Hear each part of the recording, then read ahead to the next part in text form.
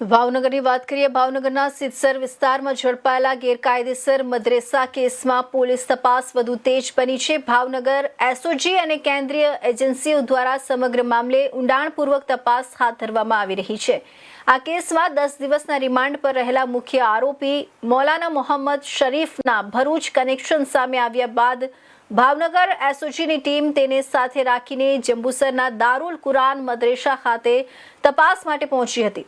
સિદ્ધસર વિસ્તારમાં ગુજરાત હાઉસિંગ બોર્ડના મકાનોમાં હેતુફેર કરીને ચાલતા મદરેસામાંથી તપાસ દરમિયાન મૌલાના મોહમ્મદ શરીફ પાસેથી ઉર્દૂ અરેબિક ભાષાના 15 પુસ્તકો અને 60 પાનાની શંકાસ્પદ ડાયરી મળી આવી હતી. પોલીસ તપાસમાં સામે આવ્યું છે કે ભાવનગર આવતા પહેલા મૌલાના ભરૂચમાં અભ્યાસ કરતો હતો. હવે તેના જૂના સંપર્કો, ભંડોળ અને નેટવર્ક અંગે માહિતી મેળવવા માટે જંબુસરમાં તપાસ હાથ ધરવામાં આવી છે.